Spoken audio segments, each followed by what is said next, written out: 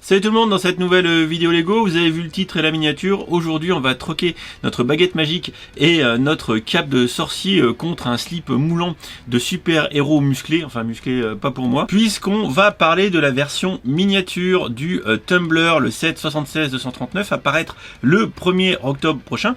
Et j'ai eu la chance finalement de l'acheter à un Pickwick Toys ce week-end, enfin le week-end dernier, pour 39,99 €, le prix de vente recommandé par Lego, un petit peu en avance. Ça avait été mis en rayon, je me suis jeté dessus pour pouvoir vous en faire une petite review avant la commercialisation de la boîte. Vous voyez, c'est toujours un peu comme ça, quand Lego me les envoie en avance, je suis pas capable de faire les vidéos à l'heure, mais quand je les trouve comme ça, des fois, j'y arrive. Écoutez, je vous propose qu'on aille sur le studio à côté pour voir d'un petit peu plus près cette mini version du Tumbler. Enfilez vos collants moulants, votre surslip, et on y va. Allez, on commence ce petit tour du véhicule du Chevalier Noir en slip moulant avec ici les deux mini-figurines qui accompagnent cette petite boîte. Et on commence tout d'abord avec la figurine de l'épouvantail qui visiblement a une tête et un torse inédit, Dixit Bricklink, et j'aime beaucoup sa tenue puisqu'il est dans cette espèce de costume où sur le haut du torse finalement on a la tampographie de la corde qui sert à faire le nœud sur le sac à patates qui lui sert de masque, lui couvrant la tête pour faire peur aux gens. Et là pour le coup au niveau de sa tête, je pense qu'on peut dire que c'est réussi, c'est quand même assez flipax. Les détails sont d'ailleurs poussés au maximum à l'arrière du torse et à l'arrière de la tête avec les tampons, des petites sangles qui viennent serrer le sac à patates, ou encore l'arrière du torse avec la corde qui fait bien tout le tour de la tête. Au niveau de la figurine de Batounet, alors le casque, le moule du casque et la tête ne sont pas inédites, on les a déjà vus, donc rien de nouveau de ce point de vue là. Par contre CF Bricklink et le fait que j'ai rien trouvé semblerait attendre que le torse est inédit. Voilà, d'ailleurs la tempo est vraiment très sympa, j'aime beaucoup le sigle Batman sur le torse, les abdos, petite ceinture intégrée, on n'a pas de ceinture en plastique cette fois-ci. Et si on regarde l'arrière de la figurine au niveau du torse, et bien visiblement ce Batounet est extrêmement musclé, il a des dorsaux en béton. Il doit faire du crossfit pour avoir des muscles aussi dessinés. Bon, on va pas se mentir, ce qui fait le panache de ce set entre autres, c'est cette version ultra flippante de la tête de Batman qui est fournie et qui est donc visiblement inédite. La tête de Batman, quand l'épouvantail respire sa propre médecine, à savoir ses gaz hallucinogènes, ça transforme Batman en espèce de monstre chauve-souris, et bon, on peut même lui rajouter le petit casque par-dessus, et là franchement c'est quand même méga flippant.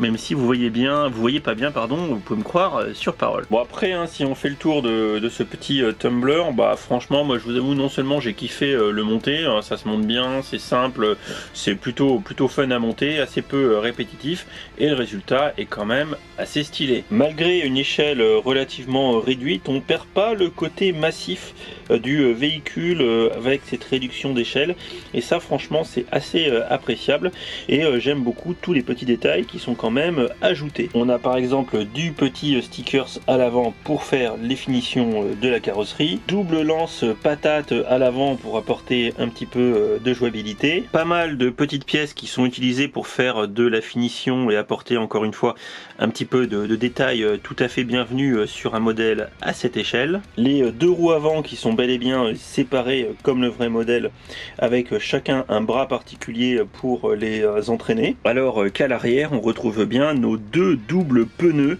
avec le petit moteur avec le lance-flamme, la post-combustion de la Batmobile. Franchement, même comme ça, regardez derrière en gros plan, elle est badass. En plus, je dois vous avouer que j'aime largement mieux les pneus qui sont pris là sur ce petit modèle par rapport à la nouvelle version qui va sortir avec les gros pneus de tracteur qui, à mon sens, correspondent beaucoup moins au vrai modèle du film. Naturellement, on a quand même un petit peu de jouabilité puisqu'on va pouvoir ouvrir comme ça l'habitacle et rentrer à l'intérieur de notre Batmobile. Bon, c'est assez minimaliste, mais on a quand même quelques petites pièces transparentes, deux tiles biseautés de 2 par 1 avec les petits stickers comme vous pouvez le voir. Et en ouvrant tout comme ça, vous pouvez apprécier le montage avec le triple pare-brise qui donne un petit peu ce côté vitré au cockpit de cette Batmobile. C'est plutôt bien fait, franchement, en termes de technique de montage, c'est quand même assez sympa. En bref, pour un petit modèle, franchement je trouve qu'ils ont bien réussi leur pari et la réduction d'échelle.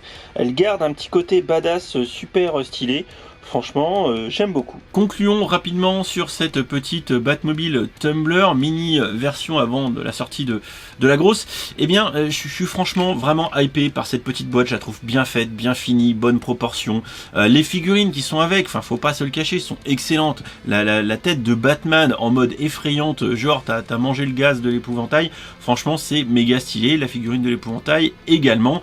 Tout ça avec un petit set qui est fort bien designé, je trouve. Et on est dans la lignée de ces petites Batmobiles qui sont sorties récemment. La première qui accompagnait entre autres la version 1989 de la Batmobile, qui était alors valorisée à 29,99€ puisque c'était un gift with purchase. Avant, plus récemment, par exemple, dans la même tendance, la Batmobile en mode années 60 classique TV Series, qui elle était vendue le même prix que celle-ci, 39,99€, avec deux figurines. Auquel cas, on est raccord. Néanmoins, je vous avoue, j'aurais bien aimé que celle-ci soit un petit peu moins chère. 30-35, voilà, 34,99€, j'aurais trouvé que ça aurait été un geste beau gosse de Lego de baisser un petit peu le prix. Voilà, on a néanmoins deux très belles figurines, un beau petit set. Je veux dire, que je parle ici du prix ou pas, que je sois d'accord ou pas avec le prix, déjà, point 1, vous vous en foutez, qu'on soit bien honnête là-dessus.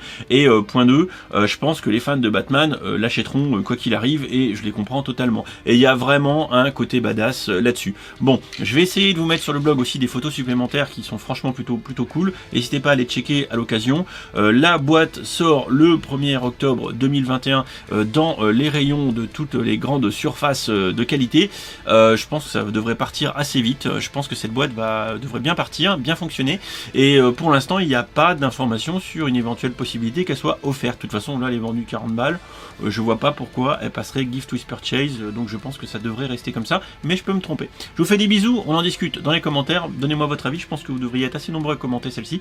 Et puis on se dit à très vite pour une prochaine vidéo. Allez, vous enlevez vos collants, mais vous gardez votre slip hein, quand même. Allez, ciao ciao.